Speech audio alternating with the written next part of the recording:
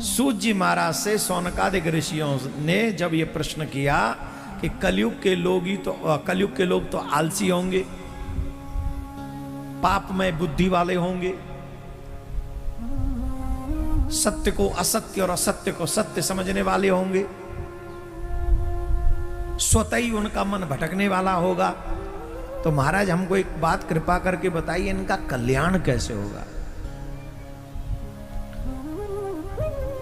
कलयुग के लोगों में आप विशेषता देख लो, आप लोग जो 2-4 सीनियर यहां बैठे हैं उनसे वो आज के बच्चों को देखो और अपने आप को देखो। आप जितना कार्य अभी कर सकते हैं इस उम्र में आपके बच्चे नहीं कर सकते इतनी कम कर्म को, क्योंकि वो आलसी। आपको 4 बजे उठकर भी ऐसा लगता है कि आज लेट हो गए, और उन्हें 9 बजे उठकर भी ऐसा लगता है कि इतनी जल्दी क्यों उठा दिया, आज तो स्कूल जाना ही नहीं है। कितना बड़ा अंतर है, कितना बड़ा अंतर है। तो कलयुग का व्यक्ति आलसी होगा, कलयुग का व्यक्ति पापमय बुद्धि वाला होगा, कलयुग का व्यक्ति क्रोधी होगा, कलयुग का व्यक्ति लोभी होगा। उनके लोभ के सिद्ध में अगर आप कहीं बाधक बनोगे तो आप सबसे बड़े शत्रु हो जाओगे। अच्छा एक काम करो, आप अपने रिश्तेदारों के लोभ में कहीं आगे आ जाओ। ऐसे समझो जैसे उस खेत में उसकी ज्यादा फसल होती हो और उसी को कह दो कि ये खेत भैया अब हमको चाहिए। क्या करेंगे वो रिश्तेदार महोदय? जवाब दो, बोलो। माला पहनाएंगे आपको? माट में कचहरी है जो कि अब तू ही देखो। कारे कोट वारे जिनते ही चल रहे हैं जो कहते तू ही देखो, अब तो ये देखेंगे जा, 1 बीघा खेत तेरे ही नाम से ही। हाँ या ना? यही संसार है। तो लोभी होंगे, क्रोधी होंगे, कामी होंगे। तो जब लोभी होंगे, क्रोधी होंगे, कामी होंगे, मोही होंगे, तो फिर भगवान से प्रेम कैसे होगा? और जब तक भगवान के प्रति आसक्त नहीं होंगे तब तक उनका कल्याण कैसे होगा? महाराज कोई इन लोगों के जीवों के कल्याण के लिए कोई मार्ग बताइए। तब श्री सूत जी महाराज कहते हैं, हे ऋषियों, तुमने बड़ा सुंदर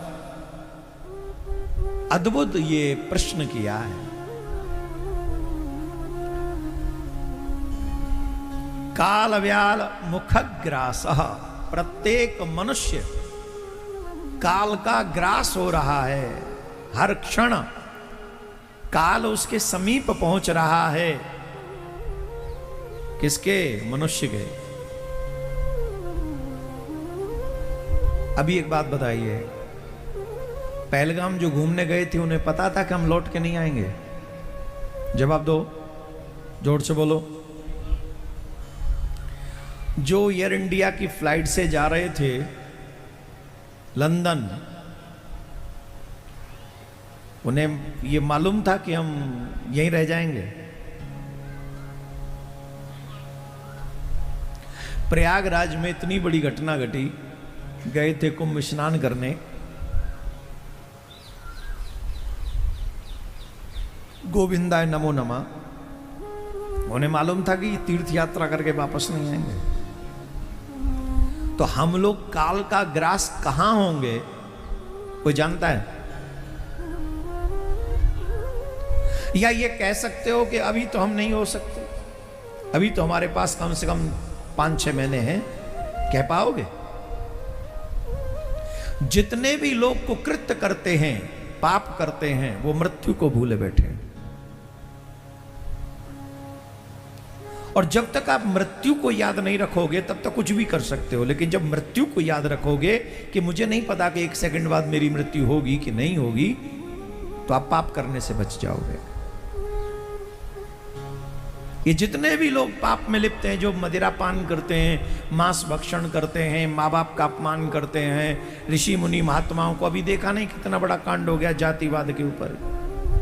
एक छोटे से गांव में छोटी सी घटना होती है, उस घटना को बड़े बड़े लोग जब बोलते हैं तो वो हाई फाई हो जाती है और समाज में वैमनस्यता उत्पन्न कर देते हैं वो लोग।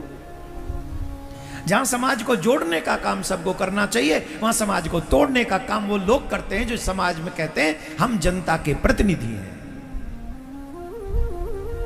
कैसे, क्यों?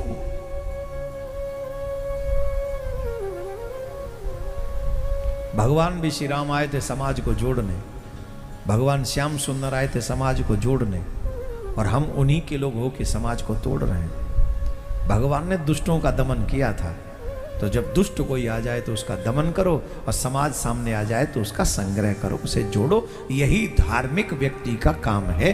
राधे राधे बोलना पड़ेगा। हाँ, धीरे बोलो, और धीरे बोलो ने का तुम्हारा वाला करने जोर दे बोलो। एक बात, आज ठाकुर जी बंसी नहीं बजा रहे होंगे, बट पे बैठ के आज वो कथा सुन रहे होंगे और तुम्हें सुन रहे होंगे कि जी क्या करेंगे।